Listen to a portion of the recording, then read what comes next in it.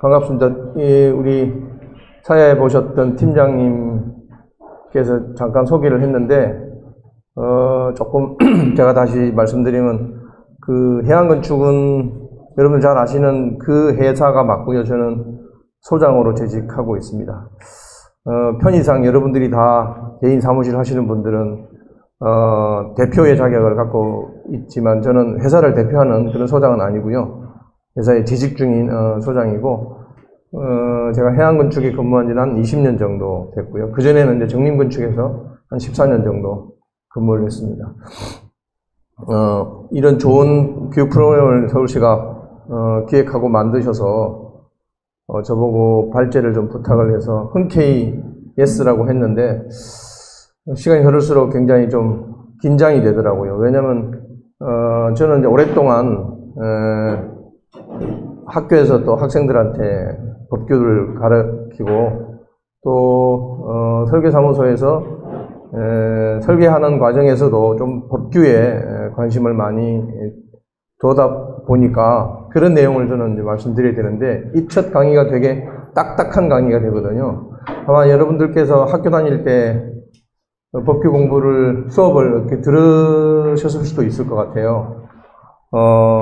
근데 여전히 이제 그때는 재미없는 과목이고 암기 과목으로 생각했던 그런 과목일 겁니다. 근데 그래서 오늘 뭔 얘기를 해야지 여러분들한테 도움이 될까 해서 고민하다가, 역시 강의는 강의자가 마음대로 하는 게 제일 중요하다는 생각을 들어서 제 의미대로 이제 편집을 한 거라서, 아마 여러분들한테 도움이 되기보다는 어떤 문제를 좀 던지고 고민을 좀 해보자라는 그런 차원으로 이해를 해주셨으면 고맙겠습니다.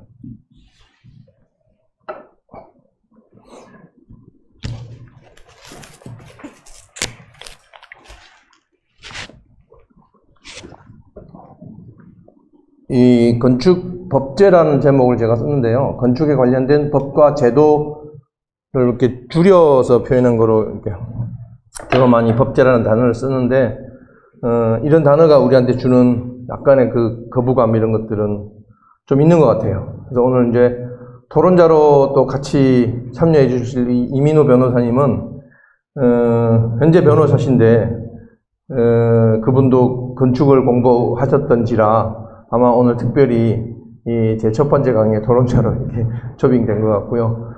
원래는 공식적인 사회자가 우리 W건축의 이준석 대표인데, 훌륭한 또 건축가시고, 최근에 또 어렵게 현장 설계에 당선됐는데 설계하시느라고 아주 그냥 상당한 고생을 하고 계신다는 소문도 듣고 있습니다. 좋은 건물이 준공되어서 좋은 작품을 우리가 만날 수 있기를 기도해 봅니다.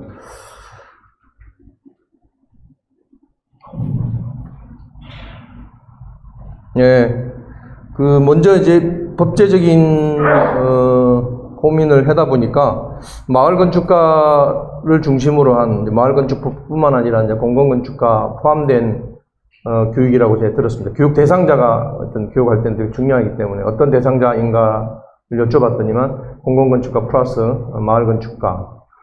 공공건축가 제도보다는 마을 건축가 제도가 최근에 이제 생긴 제도이니까 그것들의 법률적인 근거들을 한번 이렇게 살펴보는 게 좋겠다. 맞다 틀리다가 아니라 좀 그런 거를 살펴보자라고 해서요.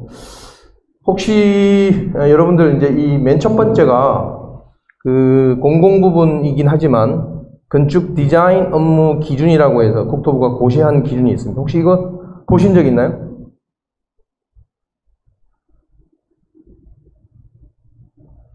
이 공공부분 건축 디자인 업무 기준이라고 국토부 고시 자료가 있거든요. 못 보셨어요? 네. 사실은 이 건축 기본법에 나오는 이 기준인데요. 그러니까 건축 기본법에 부수된 행정 규칙으로 나와 있는 문건입니다, 이게. 근데 저도 사실은 안지는 몇 년 안 됐고요. 좀 창피한 얘기지만 제가 건축 기본법을 학생들 수업할 때는 반드시 가르치거든요. 첫 번째 시간에. 여러분들은 특혜받은 시대의 건축을 공부하는 학생들이다. 이 건축 기본법이 대한민국에 존재한다는 것은 건축을 공부하는 학생들한테 무지무지하게 좋은 법률적 환경이 만들어져 있는 거다. 이렇게 꼬시면서 제가 얘기를 하는데, 그 건축기본법의 행정규칙으로 있는 것이 공공부분 건축 디자인 업무 기준입니다. 이 업무라고 하는 것이 결국 국토부의 장관이 행정적인 업무 지시를 하는 거나 마찬가지거든요. 해당 그 지자체에. 그래서 여기에 보면 이 민간 전문가라고 하는 것들을 인용합니다. 물론 이 민간 전문가는 건축기본법 23조에서 처음으로 이제 적용됐던 겁니다. 이 민간 전문가라는 것을 왜 이제 여기 인용했냐 그러면 바로 총괄건축가나 공공건축가의 용어 정의가 법률적으로 어느 정도는 필요했기 때문에 이제 그랬습니다. 이걸 보시게 되면 이 작년 2019년 7월 4일 날 이 기준을 전부 개정을 했습니다. 그러니까 그전에는 정말로 아무도 관심을 갖지 않기에 충분한 정도의 허술한 기준으로만 되어 있던 내용이었어요. 사실은 굉장히 갑자기 그냥 아우리에서 이렇게 연구를 해서 만든 거다라고 얘기하더라고요. 그래서 그 내용을 최근에 이제 이 총괄건축가나 공공건축가나 특히 이제 마을건축가 이런 제도들이 막 이렇게 논의되는 과정에서 건축사의 공익적 그 기능 이런 것들이 되게 많이 강조되는 시대적 상황에 따라서 가장 급하게 총괄건축가나 공공건축가라는 용어를 법률적 지위라고 하기는 좀 미흡하긴 하지만 그래도 고시 기준으로 채택할 수 있는 게 뭘까라고 해서 이 공공부분이긴 하지만 업무 기준을 전부 개정하자라고 해서 이 개정은 5기 국가정책 이 건축정책위원회에서 국가건축정책위원회에서 이 내용을 다루어서 국토부랑 협의해서 이제 고시된 내용에 이렇게 이제 총괄건축가와 공공건축가라고 하는 용어 정의를 넣었어요. 총괄건축가라고 하는 것은 어쨌든 이제 행정구역이나 사업구역에 대해서 공간정책이나 전략수립에 대한 자문, 그 다음에 이제 주요 사업에 대해서 총괄 조정, 이런 이제 좀 뭐랄까 아무 말 던지기라고 저는 표현하는데 이 법률적인 이 업무 기준이긴 하지만 이런 용어에 여러 가지 복잡한 생각들이 법률적으로 잘 깨끗하게 정리된 상태가 아니라 아무 말이나 넣어보는 거죠. 자문이라 했다가 또 총괄 조정이라 했다가 이런 내용들을 마지막에 가보면 관련 업무를 수행한다라고 표현이 되어 있어요. 그래서 이제 이런 부분에 대한 것들을 그런 민간 전문가를 우리가 총괄 건축가라고 표현했고 공공건축가라고 하는 것은 중요한 단어가 개별 건축 사업에 대하여, 그러니까 좀 총괄이라고 하기 때문에 전체 포괄적으로 의미를 부여했고, 또 공공건축가는 총괄 건축가와의 그런 관계 속에서 개별 건축 사업에 대한 기획부터 설계까지 여기서는 이제 전 과정의 계획의 일관성을 추진하겠다라고 하는 겁니다. 그러니까 기존에 이런 제도가 없을 때는 일관성 있게 처음부터 끝까지 이 건축 과정을 일관되게 컨트롤할 수 있는 사람들이 이제 부재했던 거죠. 사실은 우리 현실적으로 공공에서 이런 걸 집행하다 보면 부서가 다 나눠져 있어서 그 칸막이는 여러분들이 잘 느꼈겠지만 굉장히 엄격한 칸막이가 있다 보니까 이게 일관되게 뭔가 관리가 잘 안 되는 그런 단점들이 있다 보니 그런 것들을 좀 역할을 수행해주는 민간 전문가로서 이제 공공건축가. 그래서 이 경우에는 관리한다라고 표현이 되어 있어요. 그러니까 조정, 총괄, 관리, 자문 이런 단어들이 막 섞어서 나오는데 사실은 이 작년 7월 달에 이 기준을 고칠 때 중요하게 참고했던 것이 바로 서울특별시의 건축기본조례입니다. 서울이 이제 특별한 도시죠. 특별시입니다. 그러다 보니까 이러한 제도도 법률적인 근거를 상위 법률에서 갖춰져 있기 전에 이미 이제 서울시는 서울시 기본조례, 건축기본조례라는 게 건축기본법에 따른 조례죠. 건축법에 따른 조례는 건축조례로 있고 건축기본법에 따라서 기본조례라는 것을, 건축기본조례라는 것을 갖고 있는데, 대부분의 이제 시도들이 건축기본조례를 갖고 있죠. 이때 이제 총괄건축가, 뭐 공공건축가 이런 것들의 용어를 신설하고, 대우라든지 업무 범위라든지 뭐 여러 가지 내용들을 이제 조례에 담았어요. 서울시 건축기본조례에.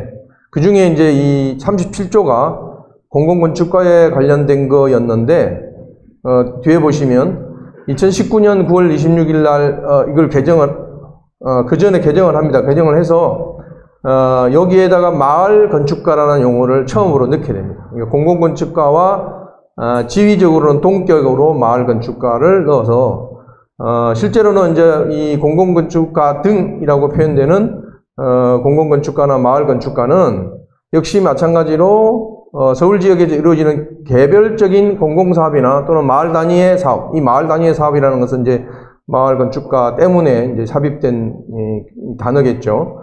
기획에서부터 설계, 시공, 유지, 관리 단계 이르까지 전 사업 과정에 걸쳐서 일관성 유지 할 수 있도록 역시 기획, 설계 또는 총괄 조정. 이때는 단어가요. 기획도 할 수 있고 설계도 할 수 있고 총괄 조정, 관리 이렇게 막 다 들어가 있습니다. 를 위촉하여서 운영할 수 있다라고 전제를 해놓고, 이제 공공건축가는 이런 업무들, 주로 시장이 발주하는 또 공공건축에 대해서 조정 자문, 그 다음에 2호에 보시면 굉장히 어려운 말이 들어가 있습니다. 정비계획에 관련해서 자문을 하도록 되어 있습니다. 그래서 사실 우리 공공건축가는 이 정비계획의 자문을 MP 그룹이라고 해서 따로 애초부터 만들었습니다. 사실 서울의 공공건축가의 태생은 이 경관을, 구릉지의 그 경관계획, 예를 들면 구릉지 재개발의 경관을 좀 더 이렇게 우수하게 만들고자 하는 그런 지지에서 9명의 경관 설계자라는 개념으로 선정을 했던 것이 서울시 공공건축가의 태동의 출발이었고요. 그 다음에 그 부분들이 18명이 됐다가, 기본법이 생기면서, 민간 전문가라고 하는 것들을 응용해서, 그것을 이제 처음에 이제 서울시 공공건축가로 선발을 하게 됐던 거죠.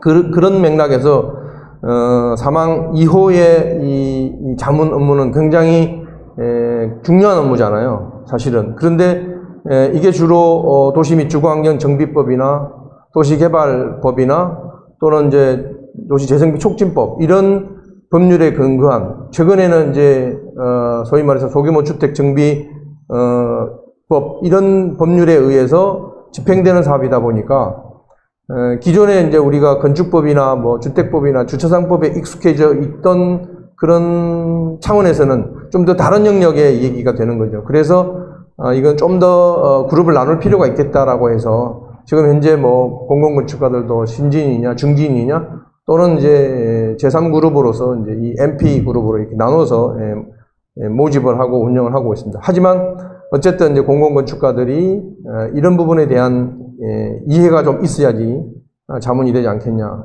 제가 학생들을 가르칠 때요, 2012년도부터는 이 도정법을 가르치기 시작했어요. 근데 학생들의 이 도정법은 굉장히 법률 중에서도 제가 볼 때는 행정법 중에서도 난이도가 꽤 높은 수준의 법률입니다. 이건 뭐 이제 재산에 관련된 문제도 다 들어와 있고 또 사실은 이제 이 조합이라고 하는 것들을 또 도정법에 규정함으로써 그동안에 우리가 건축의 영역에서 접하지 못했던 또 다른 세계를 이렇게 접할 수밖에 없는 그런 어떤 여러 가지 내용들을 다 다루다 보니까 대개 국민의 뭐 권리, 의무 이런 거 다 포함해서 여러 가지 복잡하고 또 소송도 굉장히 많이 일어날 수 있는 분야잖아요.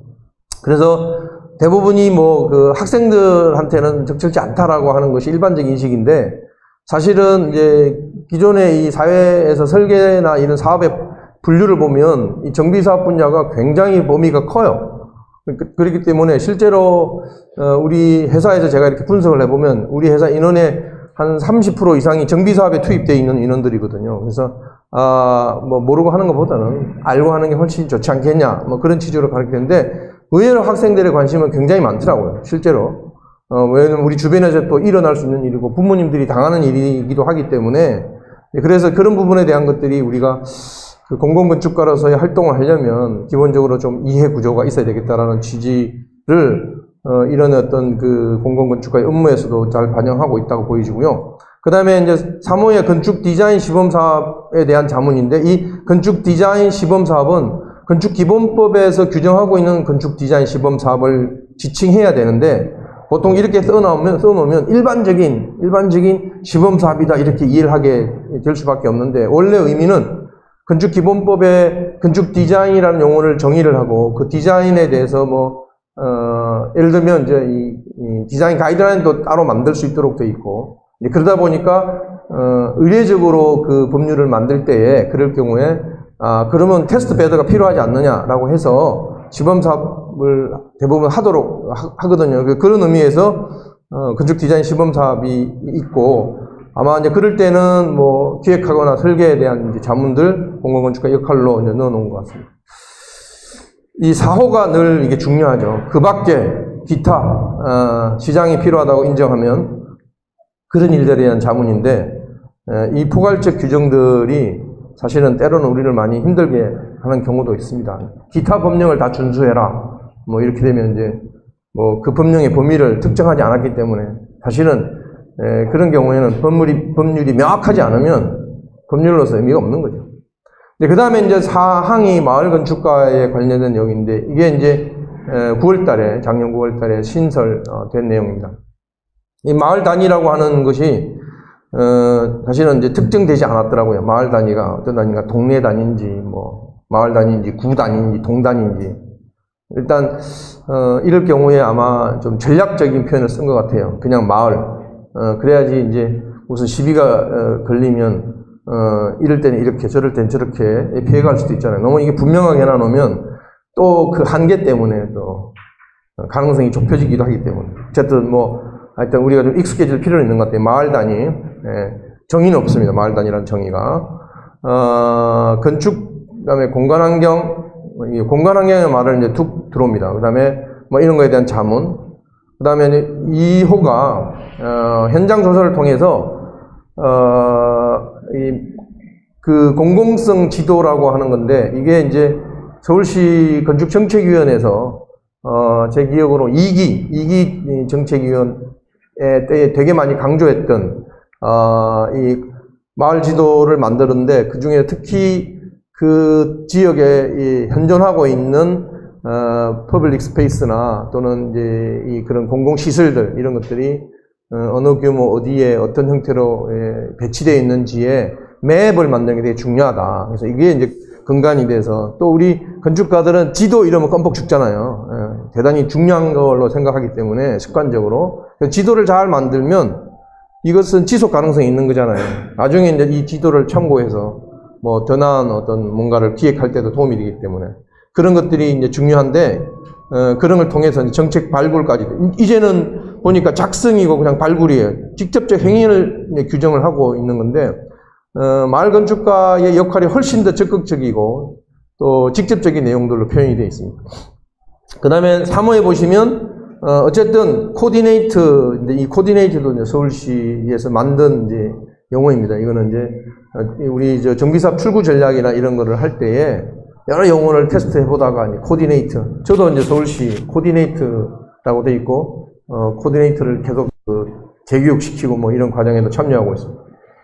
그 코디네이터 역할을 수행하는 것뿐만 아니라 시범 사업을 추진하는 게 또 마을 건축가의 업무래요. 추진하는 게. 추진을 자문하는 게 아니라 추진인 것 같아요. 그 다음에 4호 같은 경우에는 어쨌든 집수리, 빈집 개선, 자율주택 정비사업. 이 자율주택 정비사업이라는 게 이제 빈집 및 소규모 주택 정비사업은 특례법에 의해서 시행되는 일종의 사업인데 이런 거에 대해서 마을의 민간 건축 행위에 관련된 총괄 기획을 하래요. 총괄 기획.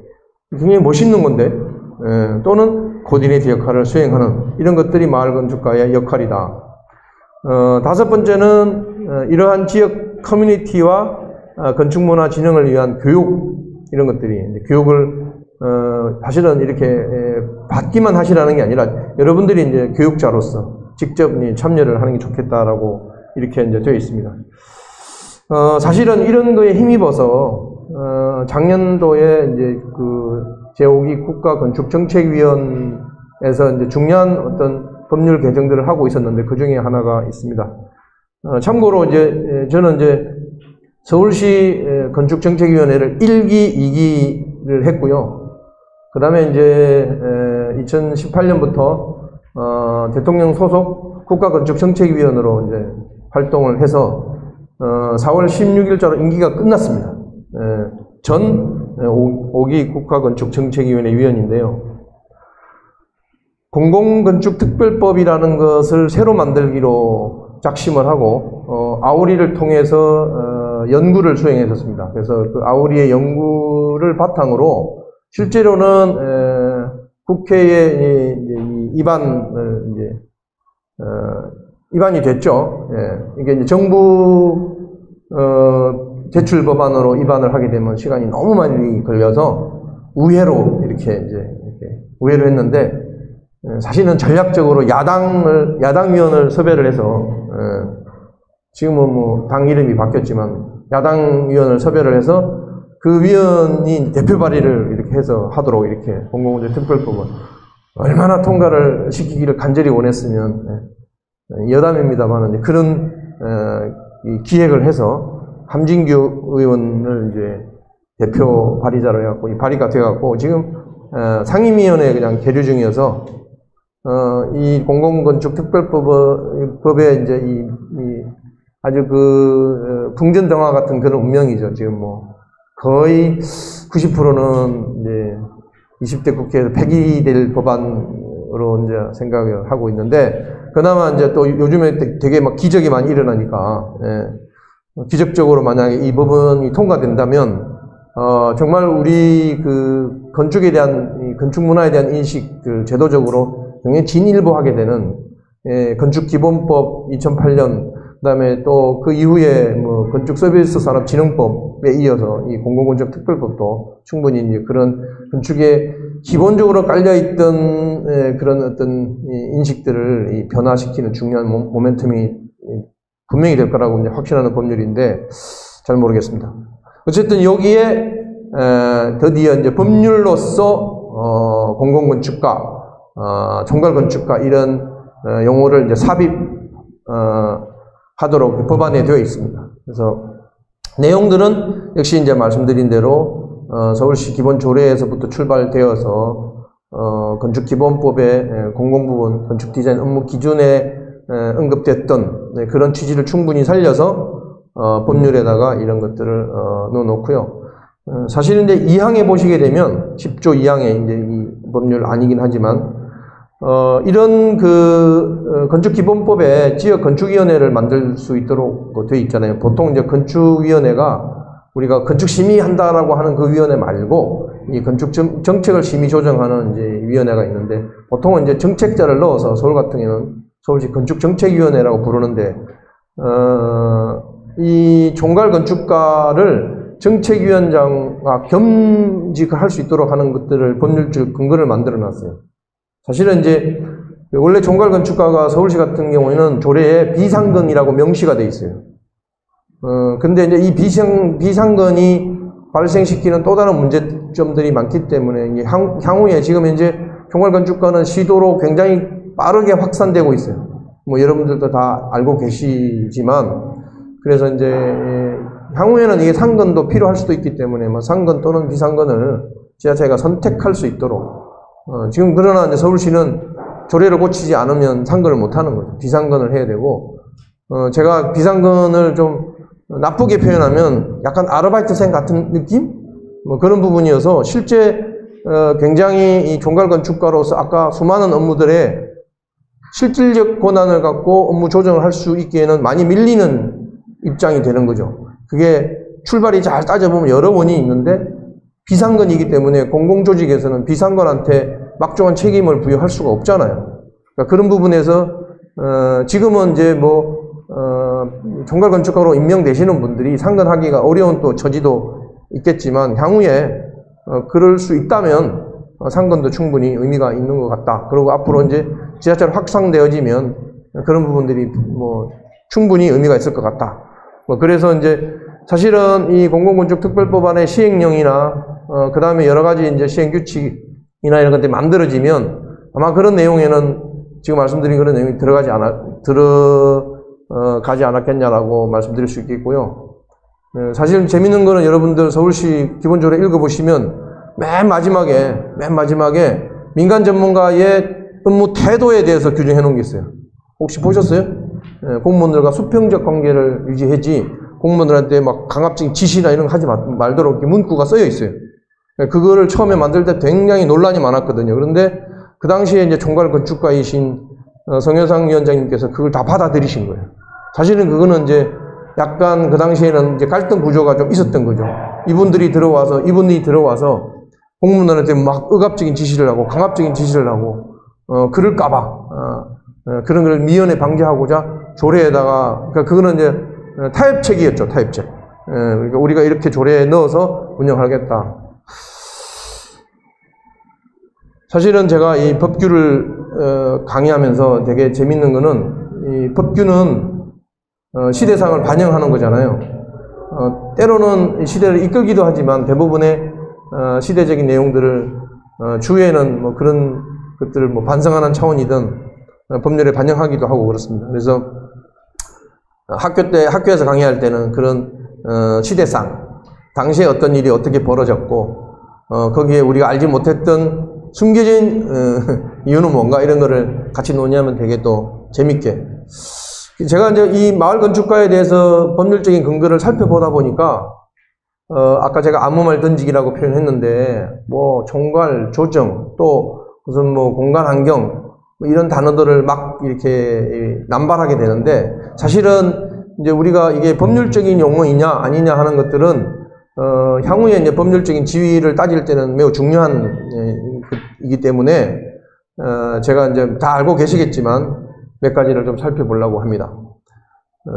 이 돈이문 박물관 마을도 어떻게 만들어지죠? 여러분들 아시는지 모르겠는데 이것도 정비 사업을 통해서 만들어진 독특한 거죠. 누가 뭐 서울시가 뭐 충분한 예산을 갖고 다 기획을 해서 만들었다기보다는 이런 위치에 이런 식의 형태의 공간들을 만들어지게 되는 것들이 기존에 있던 정비사업이라는 제도적 틀을 좀 창의적으로 이제 생각을 했던 거죠. 그래서 원래 뭐 이런데 공원이나 도로나 이렇게 공공기반시설로 공공기회를 받던 대신에 이 마을을 좀 살리고 이 마을을 우리가 여러 가지 목적으로 활용할 수 있는 마을로 이렇게 좀 만들기 위해서 이런 제도, 이런 어떤 형태의 돈이문 박물관 마을이라는 걸로 지금 현재 남게 돼 있는 겁니다. 우선은 이제 우리 건축 관련된 법에서 건축이라는 용어를 건축법에서 당연히 이제 규정하고 있지만 건축법은 그냥 행위 위주로 용어 정의를 하고 있기 때문에 크게 의미를 둘 것 같아 보지는 않아요. 뭐 건축이란 뭐 신축, 정축, 재축 또는 이전을 말한다 이런 식으로만 아주 뭐 영혼 없이 정의되어 있는데 반해서 건축기본법을 만들 때에 건축이라는 용어를 새롭게 정의하자 그랬습니다. 근데 그때는 중요한 이 어떤 의도가 숨겨져 있는 겁니다. 그래서 건축기본법에는 건축이라는 게 건축물과 공간 환경을 기획, 설계, 시공, 유지, 관리하는 걸 말한다. 근데 이 말도 곰곰이 밤에 잠이 안 올 때 한번 생각해 보십시오. 건축이라는 말이 뭔가 기획을 하기도 하고 뭔가 설계를 하기도 하고 직접 공사를 하기도 하고 그 다음에 그러니까 이 건물이 있는 건물들을 유지 관리하는 것까지도 다 건축이라는 영역으로 표현될 수 있다는 것이 어떻게 보면 이 잡사이드가 굉장히 광범위해서 뭐 그런 어떤 희망도 있겠지만은 어떻게 보면 굉장히 책임감 이런 것들을 많이 이제 느낄 수 있는 대목이에요. 특히나 여기서 제가 주목하는 것은 기획, 설계, 시공, 유지 관리는 어떤 일련의 과정을 통틀어서 사실은 이게 다 건축이다. 건축의 영역이다. 이렇게 본 거고요. 구체적인 대상은 건축물, 이건 뭐 당연한 겁니다. 건축물은. 중요한 거는 공간 환경이라는 단어를 넣었다라는 게 이제 이 건축이라는 용어를 새롭게 정의했던 이유 중에 하나거든요. 공간 환경이라는 게 뭐 우리가 공간 환경 많이 씁니다. 뭐 공간 환경. 근데 그렇게 이제 또 일반 용어로 쓰면 또 오해 여지가 많기 때문에 이거를 정의를 합니다. 다시 건축기본법 용어 정의에 공간 환경은 뭐냐? 건축물들이 만들어내게 되는 공간 구조. 건축물들이 만들어내는 공간 구조. 이 건축가들이라면 금방 이게 필이 딱 통했어. 더 이상 설명이 필요 없어.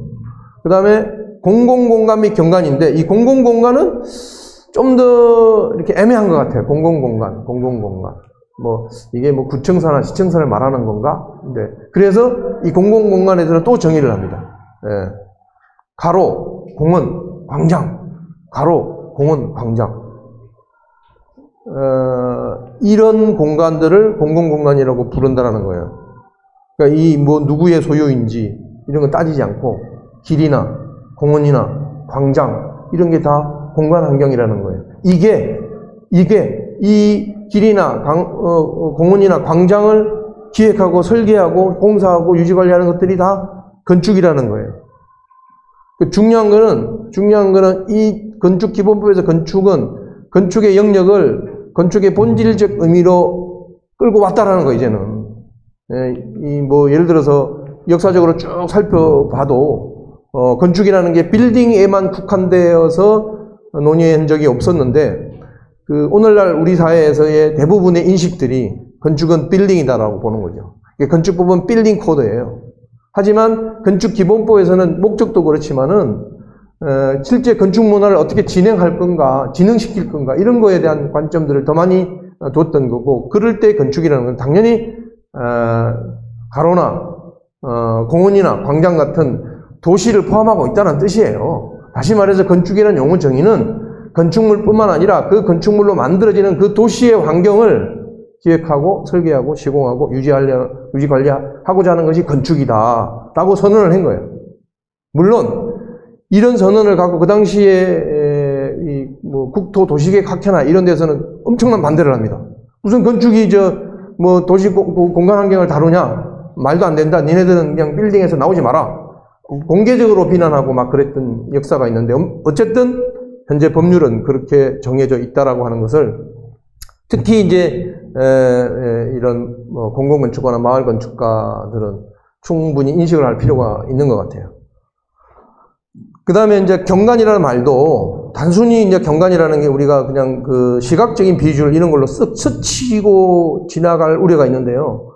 사실은 이게 이제 법률에서는 명기를 안 해놨습니다. 이 경관이라는 말이 경관법 뭐 제2조 뭐 1호의 뭐 경관을 말한다 이렇게 표현이 안 돼 있는데, 경관법에 보면 경관을 이렇게 표현 안 했어요.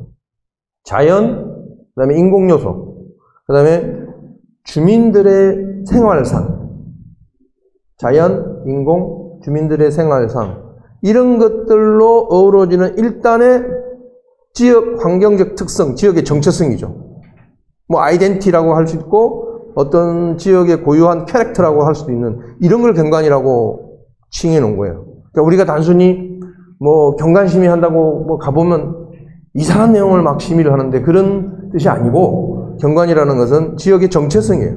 그 지역의 고유한 특성을 우리가 말하는 거예요. 그러니까 그런 거를 건축의 영역으로 포괄적으로 이제 의미를 합니다. 물론 이게 나누는 게 아니에요. 건축은 어디까지고 도시가 어디까지고 경관이 어디까지고 조경이 어디까지고 이렇게 다 중복 없이 나누어질 수 있는 건 아니에요. 다 오버랩되지만 어쨌든 건축기본법에서 건축의 용어 정의를 이렇게 확장시키고, 특히 공공공간이나 경관까지도 건축이라는 범위를 들어왔다. 이 얘기는 뭐냐면 건축가들이 앞으로 그런 고민을 해라는 거예요. 예를 들어서 뭐 설계할 때 보면 대지 경계선을 이점 재선으로 강하게 그립니다. 그리고 그 주변은 다 여백입니다. 흰색. 그렇게 대부분 다 아무 관심이 없어. 주변에는 건축주가 나에게 주신 이 천금 같은 기회는 이 대지 범위 아니야. 이거를 강하게 표현한 다음에 어떻게 연결되고 어떻게 영향을 받고 컨텍스트가 어떤지는 기본적으로 개념이 없어져요. 왜냐면 지도가 없는데. 그런 부분에서 좀 벗어나야 된다는 걸 저는 이제 학생들한테는 그렇게 얘기합니다. 그 다음에 또 하나 재밌는 것은 국민의 의무를 신설했다는 겁니다. 사실은 이제 이 국민의 권리와 의무는 헌법에 우리가 규정하고 있는 거잖아요. 그러니까 이게 사실은 헌법적 가치하고 충돌되는지는 제가 헌법학자가 아니어서 잘 모르겠지만 우리 나중에 이민호 변호사님한테 한번 아무튼 굉장히 사실은 이제 이때가 이 건축 기본법이 만들어질 시대가 우리나라가 기본법 시대라고 할 정도로 기본법이 굉장히 많이 만들어집니다. 여기도 기본법, 저기도 기본법, 뭐 옛날에 건설업법이라고 했는데 그것도 건설산업 기본법 이렇게 막 국토기본법, 막 기본법이 주거기본법 막 만들어지는 시대인데 기본법이라다 보니까 이게 일종의 약간 특별법적이고 약간 이제 헌법적인 그런 어떤 느낌이 좀 있는 거잖아요. 기본법이라고 하니까. 그래서 이제 그래서 그런지 모르겠지만 국민의 의무를 담고 있습니다. 물론 이제 이게 그 5조가 있지만 그 위에는 이제 정부나 이런 지자체의 임무도 있는 거죠. 첫 번째 국민은 건축 정책에 적극 참여하고 협력하도록 노력을 해야 합니다. 국민의 노력 의무를 만들어 놨습니다. 그러니까 여러분들 이 사실은 굉장히 적극적으로 노력하시는 분들이잖아요. 근데 이미 이제 이 건축 기본법에도 국민으로서 건축 정책에 참여하고 노력하는 어떤 의무가 있는 거죠. 이 항에서는 건축주나 발주자가 하여튼 뭐 이런 발주할 때 공정하게 하라는 얘기고 대가도 적정한 대가를 주라고 이렇게 표현이 되어 있는 겁니다. 만약에 이제 적정한 대가를 안 주게 되면 이분은 건축기본법 5조 2항의 국민의 의무를 다하지 못하는 분이죠. 그런 건축주죠. 예. 뭐 그렇다고 뭐 이 건축기본법이 벌칙 조항이 있어서 그런 분들한테는 막 벌금을 막 매기면 좋은데 이제 그런 벌칙 조항이 없는 거여서 어쨌든 국민의 의무를 규정하고 있다. 저는 이제 세 번째 때문에 이 문구를 소개하는 건데 건축 관련 전문가. 그러니까 여러분들이 다 건축 관련 전문가죠. 예. 전문 지식을 기본적으로 이제 함양을 하고 독립되고 공정한 입장이라고 하는 것이 되게 이제 의미가 있다고 저는 봅니다. 어디에 예속되거나 종속되지 말고 여러분들의 건축가적인 지급의식과 양심에 입각해서 공정하고 독립된 입장에서 국민의 건축에 대한 이해를 돕고 건축의 공공적 가치를 실현하도록 노력해야 된다. 건축의 공공적 가치라는 걸. 그러니까 사실은 건축 기본법 이전에 건축이 공공적 가치가 있다라는 것을 법률적으로 규정한 바가 없습니다. 그러니까 건축 기본법의 이 여러 가지 의미 중에 하나가 건축은 공공적 가치가 있는 산물이다라는 것을 정의하고 있는 거죠. 따라서 그 건축물의 설계에 관여하고 있는 뭐 총괄 건축가나 공공 건축가나 마을 건축가들은 이 건축이 갖는 공공적 가치를 매우 소중하게 여기고 솔선수범해서 그것들을 실천하는 그런 역할이잖아요. 그래서 그 건축의 공공적 가치를 우리가 좀 고민해 봐야 되는데 여러분들이 대부분 이제 역할이 설계자 역할입니다. 이 공공건축가를 이제 원래 건축 기본법 만들 때에 이게 좀 개정이 필요한 건데 민간 전문가의 자격을 뿌려놨는데 이 자격을 뿌릴 때 좀 많은 고민을 하고 뿌린 건 아니에요. 그냥 일반적으로 건축위원회의 심의위원으로 뽑히는 정도 수준에서 이렇게 자격을 논의해놨고 철저하게 이때는 실제 실무를 하는 개업한 건축사 이런 사람들을 좀 이렇게 소중하게 여기고 좀 이렇게 역할을 부여하고 우대하자 이런 이제 정책이 깔려 있었기 때문에 이제 그런 건축사 뭐 이런 식으로 이제 표현을 했던 거고요. 원래 사실은 이 사망의 민간 전문가라는 표현이 애초에 법률 안에는 건축가라고 표현돼 있었어요. 근데 잘 아시다시피 이제 우리 사회에서 계속 건축가와 건축사의 단어 논쟁에 밀려서 이 법률안은요 뭔가 논쟁거리가 있으면 이게 자꾸 지연이 되더라고요. 그렇기 때문에 전략적으로 그 논쟁거리를 축소시킨 다음에 빨리 통과시키는 이런 또 전술을 쓰더라고요. 아무튼 이제 그런데 민간 전문가라는 게 원래 건축가라는 표현을 하고 싶었는데 저는 이제 이 건축기본법 용어 정의 중에서 가장 특이한 용어 정의가 건축 디자인에 대한 용어 정의를 새롭게 하고 있다는 겁니다. 아마 이거는 전 세계적으로 그 사례가 별로 없을 거예요. 근데 우리 건축기본법에는 우리가 너무나 잘 알고 있는 건축 디자인을 용어를 정의를 했습니다. 그래서 뭐 이게 뭐 여러 가지 논란이 좀 있긴 했던데, 처음에는 뭐 건축 환경 디자인 뭐 이런 여러 가지 단어를 썼다가, 그래서 이 디자인이라는 단어가 그전에는 산업통상부 이런 데서 산업 디자인 쪽에서 먼저 사용을 했고, 자기네들이 전유물처럼 생각하는 단어예요. 디자인이라는 단어가. 이 설계하고 이퀄로 우리가 보통 일을 하는데, 건축 설계잖아요. 아무튼 이제 건축 디자인이라는 용어를 새롭게 정의하는데요. 되게 이렇습니다. 품격과 품질이 우수한 건축물과 공간 환경을, 아까 얘기한 대로 이제 건축물, 그 다음에 공간 환경이 대상을 계속 끝까지 물고 늘어집니다. 건축의 공공성을 실현하기 위하여 건축물과 공간 환경을 기획하고 설계하고 개선하는 행위.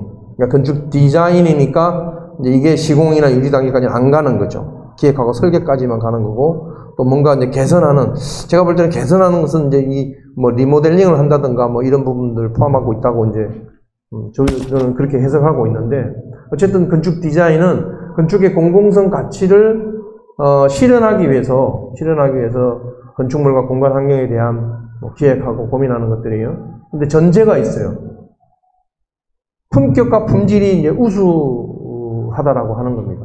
조금 이제 옆에 제가 발췌한 것은, 당시에 이 건축기본법 제정할 때 건축학회에서 쭉 연구를 했습니다. 뭐 이제 국내외 사례뿐만 아니라 뭘 담을 것이냐. 이 연구 총책임자가 지금은 이제 은퇴하신 서울대 김광현 명예교수님이 연구 책임자였는데, 그분의 책을 여러분들 읽어보셨지만 굉장히 문장 자체가 정교하게 짜집혀 있는 인상을 딱 받습니다.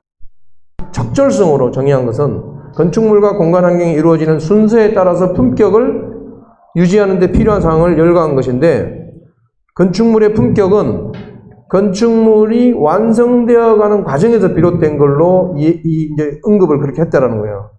따라서 이 품격을 나타내는 항목, 여기 그냥 넣으세요. 네.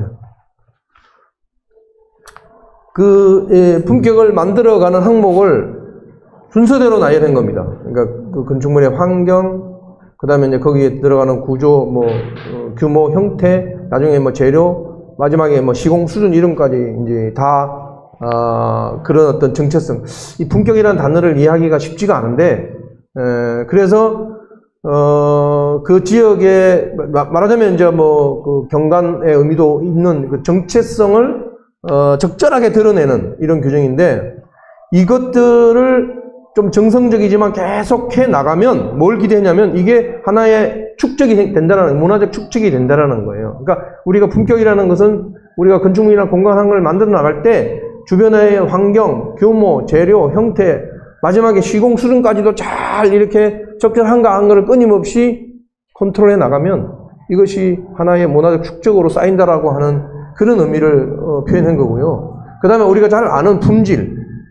품질은 뭐 건축물의 안전, 보건, 위생, 뭐 뿐만 아니라 자원 절약이나 뭐 요즘에 흔히 유행하는 이제 재활용 이런 측면에서 규정을 하고, 사실은 이 이제 품질이라는 것이 우리가 건설산업기본법에 품질을 잘 규정한 것 같아 보이지만 실제로 건설산업기본법에는 이 품질에 대한 규정이 없습니다. 그러니까 그 정도로 이제 우리가 이 품격과 품질이 그냥 품격과 품질이 아니라 우수한 건축물과 공간 환경을 만드는 것을 이제 건축 디자인을 했고, 이 건축 디자인이 결국 건축의 공공적 가치를 실현하기 위한 것이라면, 요건 제가 이제 여러분들이 잘 아시는 건축사법의 설계라는 용어를 했는데, 이 설계라는 용어가 설계라는 행위에 대해서 업무 범위를 다 포괄해서 표현되어 있고요. 건축법에는 설계자라는 용어가 있는데 그 설계자의 용어는 잘 읽어보면 그냥 시공도서를 작성하는 사람이에요. 그리고 거기에 대해서 자기가 지도 해설할 수 있는 사람으로 설계자라고 되어 있는 건데, 건축사법에는 좀 더 그걸 풀어서 이렇게 써놨지만, 여기도 지금 건축기본법에서 얘기하는 건축 디자인이라고 하는 그런 좀 이렇게 의미를 충분히 담고 있다고 보기는 어렵습니다. 근데 건축 디자인은 결국에는 기획하고 설계하는 과정인데, 이 건축사법의 설계를 다 포괄한다. 이렇게 본다면 건축사법의 설계라고 하는 행위를 할 때도 건축기본법에서 말하는 건축 디자인의 지향점 이런 것들을 우리가 구현하려고 노력해야 되지 않겠냐. 그래서 이제 그 마을 건축가를 위한 건축의 기본 이념은 이 세 가지로 분류되어 있는데요. 2조에 보면 이제 건축의 기본 이념이라고 해서 여러 가지 내용들을 이제 구현을 해놨습니다. 그래서 국가, 지방자치단체, 국민의 공동의 노력으로 건축의 공공적 가치를 실현하게 한 건데 이렇게 세 가지 항목으로 분리를 해놨고요. 이것은 구체적으로는 이제 이 7조부터 9조까지가 이 건축 기본 이념의 1, 2, 3을 풀어서 조항으로 만들어 놓은 거거든요. 이게 이제 왜 중요하면 건축 기본법의 다른 법률과의 관계에 보면 건축 기본법 이후에 건축 관련된 다른 법률을 제정하거나 개정할 때는 이 건축 기본법의 목적과 이 기본 이념에 충실하게 부합되도록 하라고 규정이 되어 있어요. 그러니까 이 건축 기본법이 만들어지면서 건축의 공공적 가치가 이제는 법률적으로 다 전파될 수 있도록 틀을 만들어 놨습니다. 하지만 이제 국회의 의안 정보 시스템이나 이런 걸 검토를 해보면 건축 관련된 법률을 막 개정할 때도 이 소위 건축 기본법에서 정했던 이 1조와 2조의 목적과 기본 이념을 충족했느냐라고 하는 검토의 흔적이 없어요. 안 한다는 얘기죠. 안 하고 있다는 얘기죠. 그래서 이 7조는 생활 공간의 공공성인데 안전, 그 다음에 예를 들어서 건강, 또 장애인들에 대한 배려. 또 8조는 이제 사회적 공공성인데 그 사회적 다양한 요구에 맞춰서 우리가 시설들을 이렇게 대응할 수 있는 이런 거. 두 번째는 이제 역시 사회 경제적으로 이게 건축물은 되게 의미가 있는 거고 일종의 그 자산으로서의 조성되기 때문에 그런 가치를 계속 이어나가야 된다는 거. 사망은 이제 환경에 대한 영향을 최소화시키는 건데 우리 이제 그 공공건축가나 마을건축가 역할은 이제 구조의 문화적 공공성 실현하고도 굉장히 관심이 이제 연결이 많이 돼 있다고 저는 봤어요. 이 항에 보시게 되면 전문가의 창의성이 존중되어야 된다. 이런 단어 보신 적 있어요? 기본적으로 건축 기본법 지향하고자 하는 것은 건축물이나 공간 환경의 문화적, 산업적 경쟁력이 제고되기 위해서 관련 전문가의 창의성 이게 존중돼야 된다라고 하는 겁니다. 그 다음에 이제 사망은 지역 주민들 참여, 그 다음에 이제 해당 지역의 풍토나 역사를 환경을 이제 그런데 적합하게 조성해야 된다는 거. 그 다음에 사항은 그것이 이제 건축문화유산이 될 수 있도록 기존의 이제 유산과 조화를 이루어서 미래 개선할 수 있도록 해야 된다는 거. 이런 내용들을 담고 있습니다. 시간이 조금 지나갔기 때문에요. 요거는 간략하게 하고, 사실은 이제, 좀 뒤에 내용들은 소개해주고 질의응답 시간에 좀 더 설명을 하도록 하겠습니다. 소규모 주택 정비법은 특히 이렇게 세 가지 가로주택 정비사업, 자율형 주택 정비사업, 소규모 재건축 사업이 있는데 각각 좀 다른 겁니다. 그래서 소규모 주택 정비사업을 요 세 가지를 다 얘기를 하는 거고, 사실은 이 자율주택 정비사업은 최근에 연립주택까지 다 포함되도록 들어가 있어서 굉장히 자유롭게 일어날 수가 있는 건데, 사실은 이 자유롭다라는 것은 또 다른 말로 말하면 진행이 쉽지 않다라는 뜻이에요. 왜냐하면 주민들 스스로가 이 자유로움을 정확하게 인지하기 어렵기 때문에 여러분들의 역할이 필요한 거죠. 그래서 그런 개선이 꼭 필요한 지역들은 잘 검토를 하셔서 이건 자율형 주택 정비사업이 필요하다. 이 경우에는 가로주택 정비사업이 가능하다. 이런 경우는 소규모 재건축을 하시면 된다라고 하는 것들에 대한 어드바이스가 이제 의미가 있는 거죠. 그래서 이제 이 16조에 제가 시행 방법도 만들어 놨는데 약간 이런 거예요. 자율주택 정비사업은 대부분 잘 주목을 안 하는데 어떻게 하냐면 이제 사업시행자가 스스로 주택을 만드는 겁니다. 사업시행자가 스스로 물론 이제 공동사업도 가능해요. 근데 개량 또는 건설하는 방법이에요. 이 개량이라는 방법이 들어가 있다는 거죠. 그러니까 건설은 기본적인 전제가 다 부쉈고 새로 짓는 걸 의미하는 겁니다. 개량은 다 부쉈고 새로 짓는 게 아니라 부분적으로 우리가 흔히 리노베이션 하는 것들을 다 포함하고 있는 건데 스펙트럼을 좀 넓혀놨다는 거예요. 두 번째, 가로주택 정비사업은 거기다가 건설하여 공급하는 것도 있고요. 보존도 있어요. 보존도 있고 개량도 있어요. 보존은 그냥 그대로 두는 거예요.